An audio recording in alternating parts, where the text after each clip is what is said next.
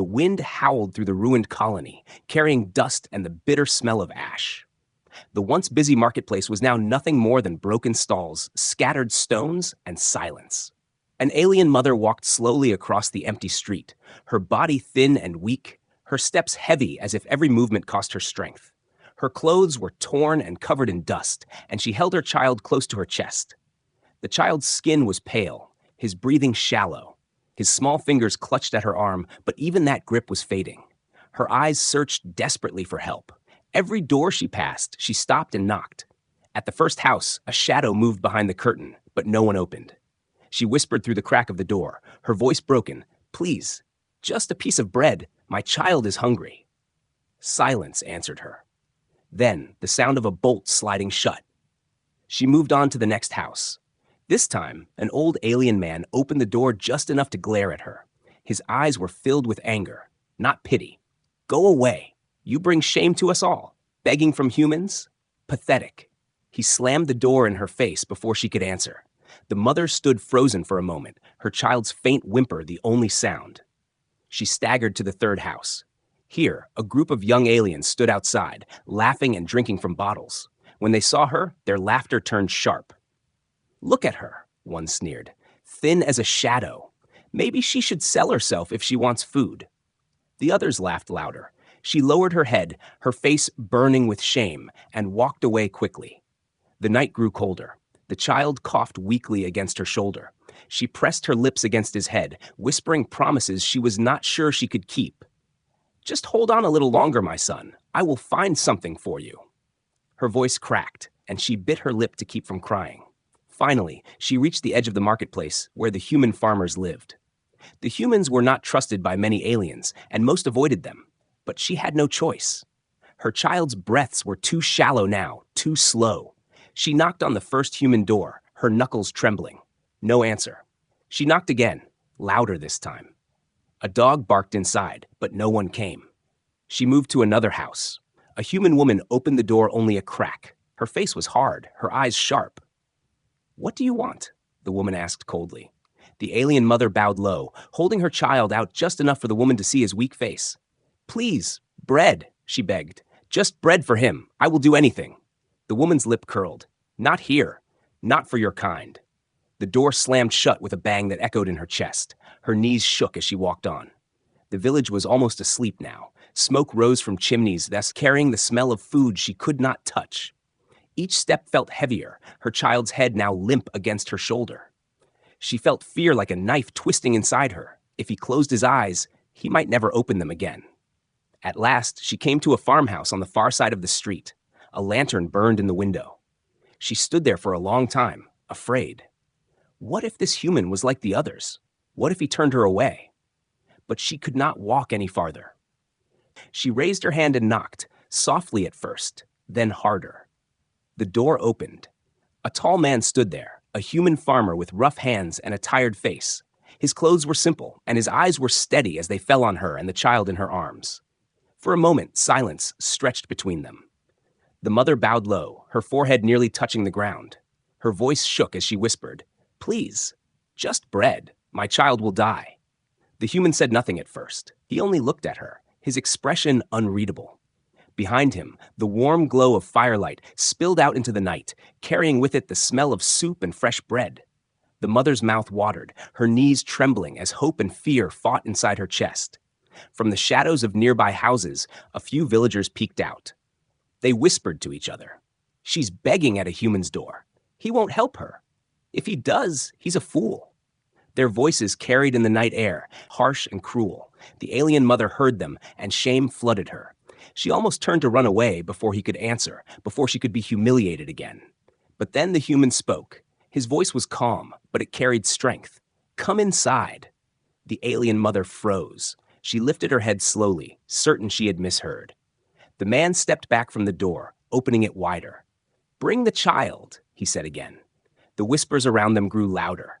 Some gasped in shock, others hissed in anger. He invited her in? Impossible. What is he thinking? Her body shook with fear and confusion. No one had ever answered her with kindness, not even her own people. Now this human, who should have turned her away, was offering shelter. She clutched her child closer, her heart racing. The neighbors' voices pressed in on her, heavy with judgment. She felt the weight of every eye in the village. Still, the human waited, his face calm, his hand resting on the door. Not pushing, not forcing, only waiting. His eyes were steady, filled with something she could not name. Her breath caught. Her child coughed again, weaker this time. She looked at him, then at the human, then at the dark sky above, and with trembling steps she crossed the threshold. Gasps followed her, whispers spreading like fire through the night. What the human had just done would not be forgotten. The alien mother stepped into the farmhouse with her child pressed tightly against her chest. Warmth hit her face at once, so different from the biting cold outside. A fire burned in the hearth, filling the small room with light and the rich smell of food. The woman's legs felt weak, as if she might collapse right there on the wooden floor. For a moment, she stood frozen near the door, unsure if this was real or a cruel trick. The human farmer closed the door behind her without a word. His heavy boots made the floor creak as he walked past her to the table. On it sat a loaf of bread, still warm, its crust golden. The mother's eyes locked on it, her lips parting. She had not seen so much bread in weeks. Her child stirred in her arms, lifting his head weakly, as though he could smell it too. The man cut the loaf in half with a steady hand and placed it on the table. Then he took down a clay jug of milk and poured it into a small wooden cup. He pushed both toward her. "Sit," he said simply. Her legs trembled as she lowered herself onto the chair. She hesitated, staring at the food. Her heart raced with fear. Was this a test? Would he snatch it away if she dared touch it? Slowly, she broke a piece of bread and pressed it to her child's lips. The boy chewed, slow at first, then faster, as if he had found life again. His eyes filled with tears, and so did hers. She bowed her head low, her voice breaking. "I will work for you forever. I will clean your home, wash your clothes, care for your animals. Just let him live." The farmer watched in silence, his face calm but unreadable. After a long pause, he shook his head. "I don't want a servant." Her breath caught. She looked up quickly, confused. "Then why? Why give us this?" The human leaned forward slightly, his rough hands folded on the table. "Because he is a child, and children should not starve." The words struck her like a blow. Simple words, yet no one had ever spoken them to her, not even her own kind. For a moment she could not speak, could not even breathe. She just stared at him, as if trying to understand what kind of man he was. Outside, whispers grew. Neighbors had gathered near the window, their faces pale in the lantern glow. They saw the alien child chewing bread in a human's house, saw the mother sitting at his table. Shock rippled through them. Some muttered curses. Others simply shook their heads, unable to believe it. The farmer stood and moved to the doorway. He didn't close the shutters or hide what he was doing. He let them see. "If you've come to watch," he called out, his voice strong, "then watch this. No one will go hungry at my table tonight." Gasps followed. The alien mother's heart pounded. She wanted to sink into the floor from the weight of so many eyes. But at the same time, she felt something stir inside her, a spark of safety she had almost forgotten. She fed her child another piece, and this time the boy smiled faintly. The sight broke her heart and healed it all at once. She wiped her tears quickly, afraid of showing weakness. Still, her shoulders shook with silent sobs. The farmer set another loaf on the table. "Eat," he said firmly. "You need strength as much as he does." Her fingers hovered above the bread. Her stomach ached with hunger, but her shame held her back. "I should not take this," she whispered. "You should," the farmer answered, his eyes steady, "because no mother should beg for bread." Those words silenced even the whispers outside. A heavy stillness fell over the night. Neighbors looked at one another, unsure of what to say. No human had ever spoken such things, and certainly not in front of others. The mother's hands trembled as she broke a piece of bread and put it into her mouth. The taste was simple, but to her it was the sweetest thing she had ever known. Tears rolled freely down her cheeks now, and she did not try to stop them. For the first time in years, she felt like more than a beggar. For the first time, someone had treated her not as trash, but as a person. She lowered her head again, her voice soft and shaky. "Why are you doing this? You know they will hate you for it." The farmer leaned back in his chair, his face calm, almost tired. "Maybe, but what is the point of a full stomach if you let a child die on your doorstep? Let them hate. The alien mother stared at him in silence. She had no answer, no words that could match his. All she could do was hold her child close as he ate his fill.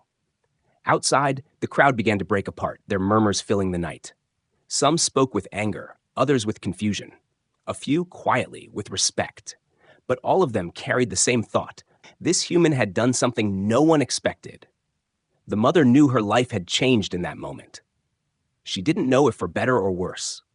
All she knew was that her child's heartbeat was stronger now, and for that, she would never forget the human's answer. The next morning, the alien mother woke on a straw bed inside the farmhouse.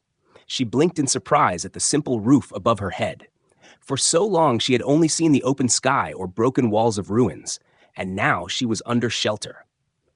Her child was curled against her side, his chest rising and falling with steady breaths.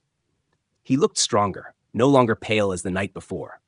She brushed her fingers across his cheek and whispered a quiet prayer of thanks. The human farmer was already awake, working outside in the field. She heard the sound of a shovel striking earth, the steady rhythm of labor.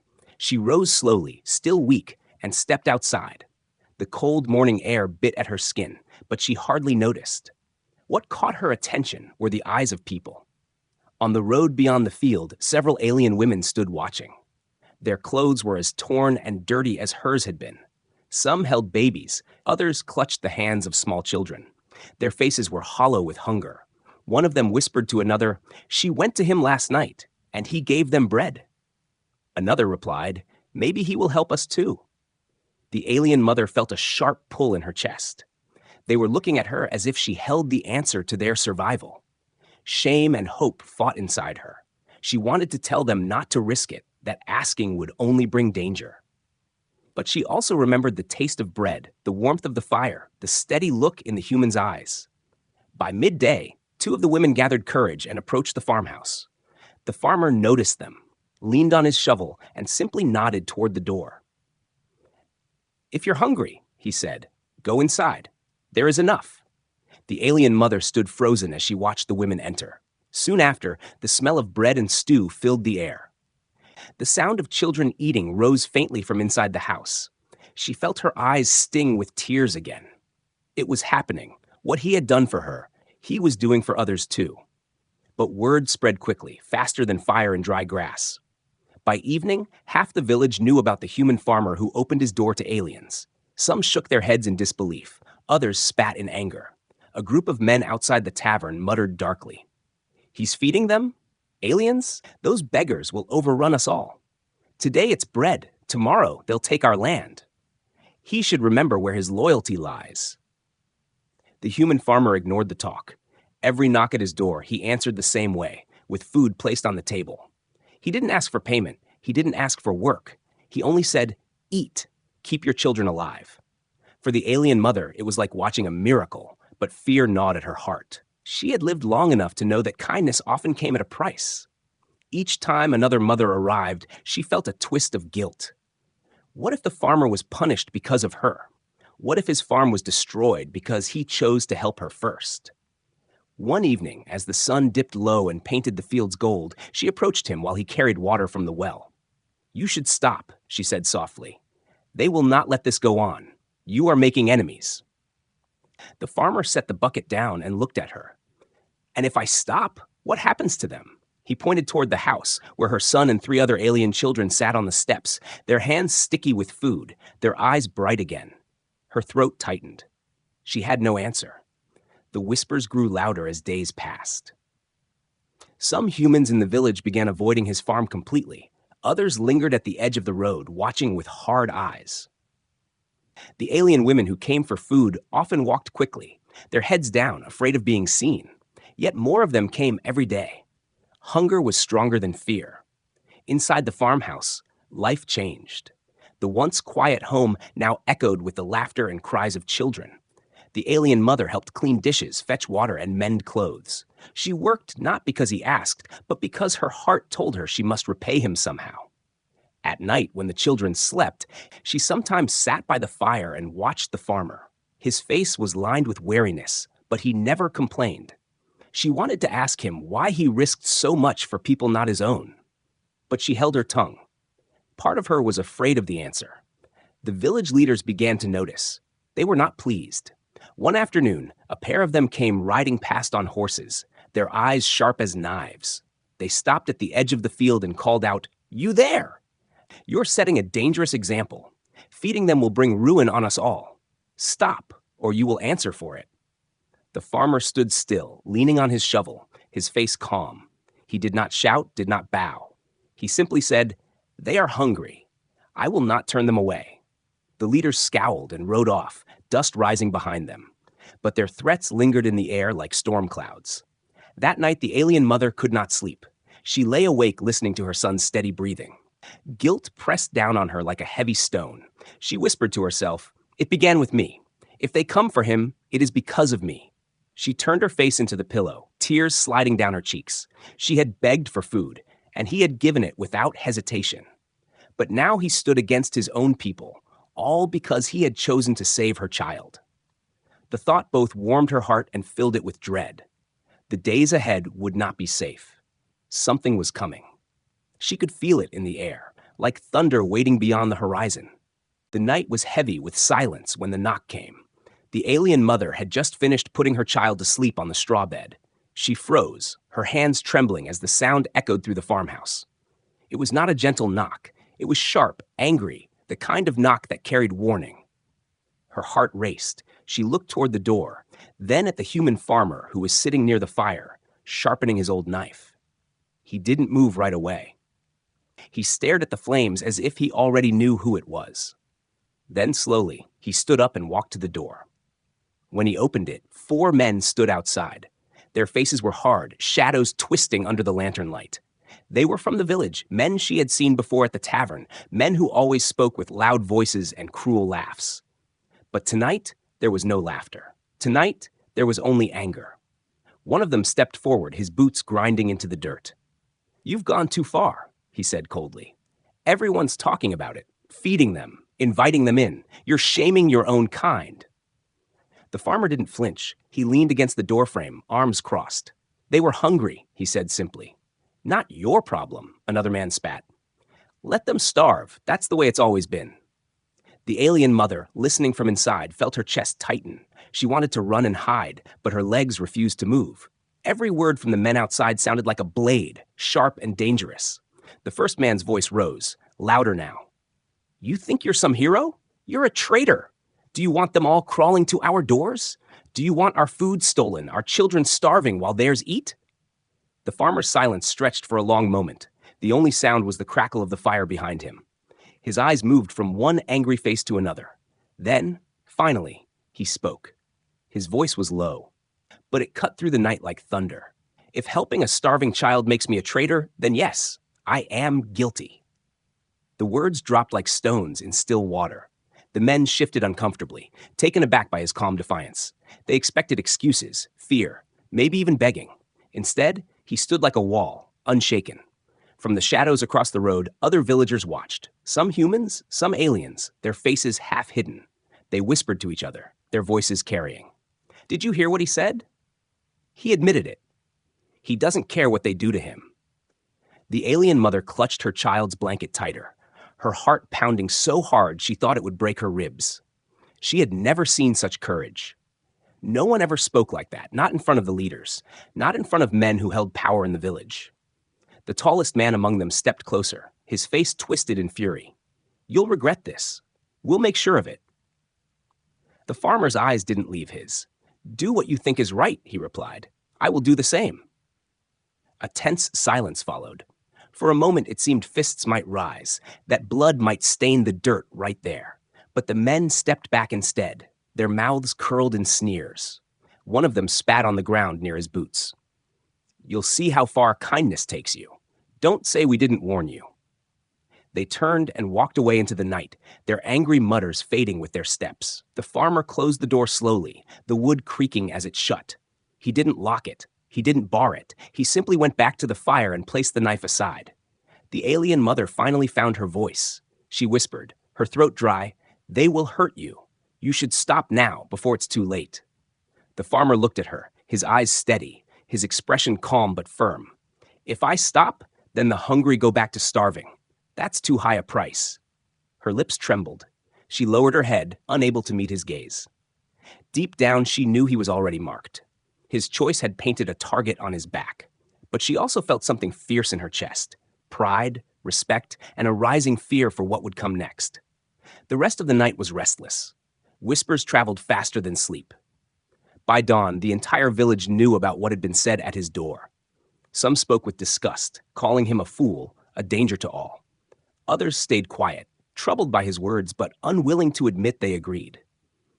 And among the aliens, stories spread like fire. They repeated his words again and again, like a prayer. If helping a starving child makes me guilty, then yes, I am guilty. The alien mother walked through the yard that morning and felt the eyes of others on her. Some burned with hatred, others with something different: hope. She had never been looked at that way before. It frightened her as much as it moved her. That day, more alien families came. They came carefully, watching the roads, speaking in hushed tones. Each knock on the door was heavier with risk. Yet the farmer answered the same way every time, with food on the table, with a place to sit. By evening, the farmhouse was filled with quiet voices and tired faces, children chewing slowly, mothers wiping tears from their eyes. The alien mother moved among them, helping to pour milk and break bread, her heart both heavy and full. But as she looked out the window, she saw men gathered again at the edge of the field, watching with hard, angry eyes. The storm was growing. She could feel it in the air, and she knew the humans' words had lit a fire that could no longer be put out. The night was darker than usual, clouds hiding the moon and stars. The alien mother had just finished washing the wooden bowls when she heard something outside. It was not the sound of the wind or the usual night insects. It was footsteps, many of them, moving together with a purpose. Her heart jumped. She hurried to the window and pulled the cloth aside just enough to peek. What she saw froze her blood. A group of men, nearly a dozen, were walking toward the farmhouse carrying torches. Their faces were twisted with anger, their mouths moving in shouts she could not hear clearly. The glow of the flames lit the night, casting long shadows across the field. She knew at once what they intended. They were not coming to talk. They were coming to destroy. She rushed to the farmer, who was mending a broken chair near the fire. "They are coming," she whispered, her voice shaking. "They have fire. They mean to burn this place." The farmer did not look surprised. He set the chair aside and stood slowly. His face was calm, but his eyes burned with quiet resolve. He reached for the old axe leaning by the door, then set it back down again. Instead, he simply walked outside as the men drew closer. The alien mother wanted to stop him, to pull him back inside, but her legs would not move. Fear held her in place. She clutched her child to her chest, praying for a miracle. The men reached the yard and spread out, their torches raised high. The leader, the same tall man who had threatened before, stepped forward. His voice rang out, loud and harsh. "We warned you. You chose traitors over your own kind. Tonight, this ends." With that, he hurled his torch toward the farmhouse. Flames leapt onto the dry thatch of the roof, crackling loudly. Another man threw his torch against the barn, and fire began to climb the wooden walls. The smell of smoke filled the air, sharp and choking. Inside, children screamed. The alien mother's child clung to her neck, coughing from the thick smoke already seeping through the walls. She felt panic rise in her chest. She had lived through hunger, shame, and cruelty, but fire meant death. The farmer ran straight into the burning barn first. The crowd gasped, thinking he had lost his mind. But moments later, he emerged, dragging 2 alien children by the arms, coughing but alive. He shoved them toward their mothers, then turned and charged straight into the farmhouse where the flames were spreading across the roof. The alien mother was trapped inside, frozen between the door and the flames crawling down toward her. The heat burned her skin, and smoke filled her lungs. She tried to move, but fear locked her knees. Her child whimpered, burying his face against her neck. Then strong arms wrapped around her. The farmer pulled her close, covering her head with his arm as he pushed through the smoke. He held her child between them, shielding the small body with his own. The flames licked at his clothes, but he didn't stop. With a grunt, he forced the door open and carried them out into the cold night air. The crowd of angry men fell silent for a moment. They watched as he stumbled forward, the alien mother clutched against him. the child crying softly but alive. The fire roared behind them, eating the wood, but all eyes were on the human who had run into death's mouth to save someone not his own. The leader's face twisted with rage. "You fool," he shouted. "You would risk your life for them? For dirt eaters? You shame us all." The farmer's chest rose and fell heavily, his clothes scorched, his skin blackened with soot. He stood tall despite the pain, his voice rough but clear. "Shame? Shame is letting children burn because of hatred. If this is shame, then I will wear it proudly." Murmurs ran through the crowd. Some men lowered their torches, their anger faltering as they looked at the small child crying in the alien mother's arms. Others shifted uneasily, no longer sure of the righteousness of their cause. The leader growled and stepped forward as if to strike, but one of the other men caught his arm. "Enough," he muttered. "This has gone far enough." Slowly, a few began to back away, their eyes avoiding the farmers, but the damage was done. The barn was in flames, the farmhouse roof half gone. Sparks flew into the sky like angry stars. The mothers and children huddled together, coughing and crying, their faces pale with terror.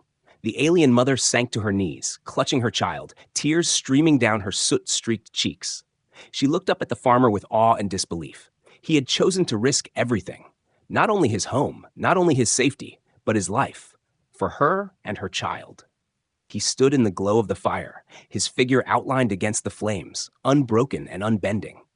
His act of courage had silenced even his enemies, at least for now. The whispers of the watching villagers carried into the night. Some spoke in hushed voices of madness, others of bravery. But all of them knew this truth. No one could ever forget what they had just seen. The alien mother pressed her forehead to the ground before him, her voice breaking. "You saved us?" When no one else would. The farmer didn't answer. He only looked at the burning remains of his home, then back at the frightened faces gathered around him. His eyes were tired, but his jaw was set. The fight was not over. The fire was only the beginning. The smell of smoke lingered in the air long after the flames died down. The barn was nothing but blackened beams, and half of the farmhouse roof had collapsed. Ash drifted across the fields like gray snow. The alien mother stood with the other women, holding her child close, her eyes red from smoke and tears. Around her, the children coughed and sniffled, clinging to their mothers. Fear still pressed heavily on them, but they were alive. The human farmer moved among them silently, checking if anyone was hurt. His clothes were torn and scorched, his hands blistered from the fire. Yet he did not complain. He gave water to the children, tore strips of cloth to wrap around small burns, and guided them to a corner of the house that was still safe. His face was grim, but there was no sign of regret in his eyes. By morning, news of the fire had spread beyond the village. People from nearby towns heard the story of the human who ran into flames to save alien children. Some came out of curiosity, others with anger, and a few with quiet admiration. The farm became a strange place, half in ruins, yet full of life. More alien families arrived, carrying nothing but their children and their desperation. They whispered that here, at least, no one would let them starve. The alien mother helped as much as she could. She swept the floors, fetched water, and cooked what little food was left. She tried to lighten the burden on the farmer, though she knew she could never repay what he had already given. At night, she sat by the fire with her child on her lap, listening to the sound of strangers breathing under the same roof. For the first time, she felt something like community, something she thought she had lost forever. But danger grew with every passing day. Groups of angry villagers began to gather at the edge of the fields. They shouted insults, calling the farm cursed, calling the farmer a traitor. Some hurled stones, though none dared come too close after what they had seen during the fire. Still, their hatred was loud enough to reach the ears of the children inside, making them tremble in fear.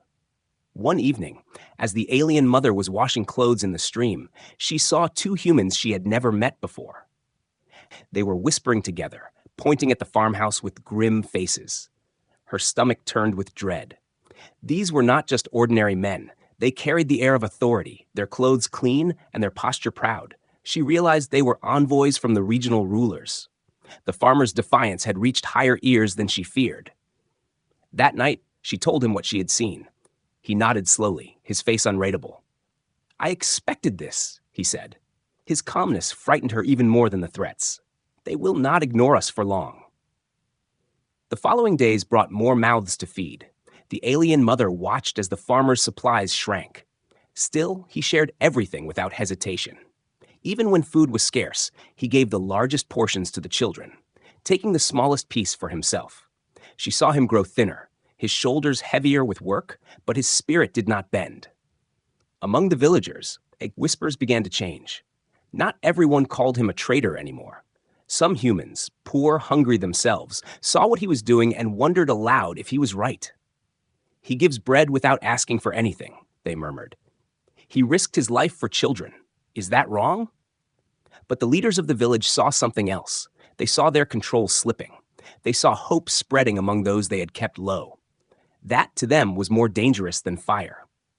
One afternoon, when the sun was sinking low, a crowd appeared on the road again. This time, it was not just angry men with torches. It was dozens of people, both humans and aliens, gathered in silence. At the front, 2 riders on horses sat tall, their cloaks marked with the seal of the regional rulers. The alien mother held her breath, clutching her child's hand tightly. She could feel the tension in the air, sharp as a knife. The farmer walked out to meet them, his face calm despite the danger. The lead rider's voice carried across the fields. "You have broken the order of this land," he declared. "You give food and shelter to those who are not of your kind. You defy your own people. Stop this now, or you will face punishment." The crowd held its breath. All eyes turned to the farmer. The alien mother's heart hammered in her chest. She wanted to shout for him to agree, to save himself, but she also knew he would never speak words he didn't believe. The farmer looked at the children gathered behind him, their thin faces full of fear. Then he looked at the riders, his voice steady and clear. "I will not turn them away. Hunger has no species. If that breaks your order, then so be it." Gasps ran through the crowd. Some looked at him with awe, others with fury. The alien mother felt tears sting her eyes. His words were simple, but they carried the weight of truth. The riders narrowed their eyes. "You are making yourself an enemy of your own kind," one of them said coldly. The farmer shook his head. "No, I am making myself a friend of those who need one." The crowd erupted in whispers. For the first time, voices of support rose above the fear. A human woman called out, "He saved children. Would you punish him for that?" Another man muttered, "Maybe he's right. Maybe we've been wrong." The alien mother felt her chest swell with hope and dread together. Hope because she saw the farmer's courage spreading to others. Dread because she knew powerful rulers did not forgive defiance easily. That night, as the crowd slowly dispersed and the riders left with hard faces, the alien mother sat near the fire, her child asleep in her lap. She looked at the farmer across the room. His face was shadowed by the flames, his body weary, but his spirit unbroken. She whispered to herself, "He stands for us all, but how long can he stand alone?" The morning was heavy with tension. Clouds hung low, and the air felt too still, as if the land itself was waiting for something. The alien mother stood at the doorway of the farmhouse, holding her child close. Around her, other alien families gathered in silence, their faces pale with fear. They all knew what was coming. The rulers had given their warning. Today, they would demand the human farmer to bow or to break. Hoofbeats sounded in the distance, steady and strong.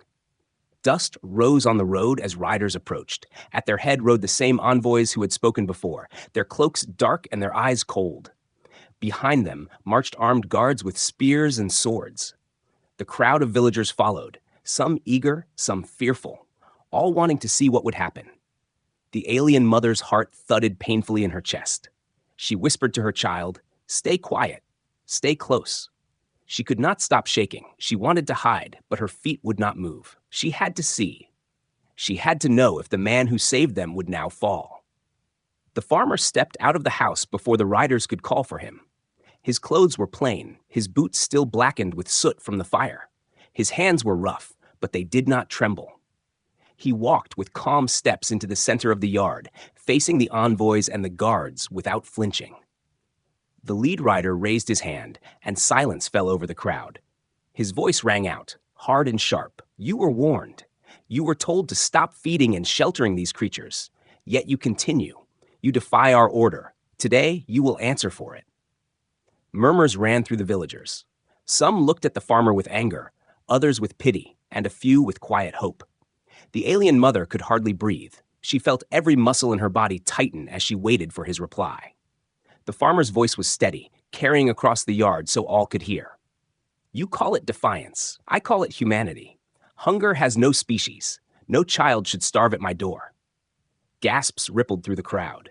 His words were plain, but they struck like arrows. The envoys shifted in their saddles, their faces dark with anger. The second rider leaned forward, his tone harsh. You speak boldly, but you stand alone. Do you think your words will protect you? Do you think these aliens will defend you when punishment falls? The farmer looked at the alien families behind him, then back at the riders. If you punish me for giving bread, then take my life. But know this, others have seen, others will rise. You cannot kill compassion with fear. The silence that followed was heavy, broken only by the sound of a baby's cry in the crowd. The alien mother felt tears sting her eyes. She had begged at so many doors, and every time she had been turned away, until his door. Now he stood against swords and spears for that same choice. Some of the villagers began to shift uneasily. A human man muttered loudly, "He saved children from fire, and they want to hang him for it?"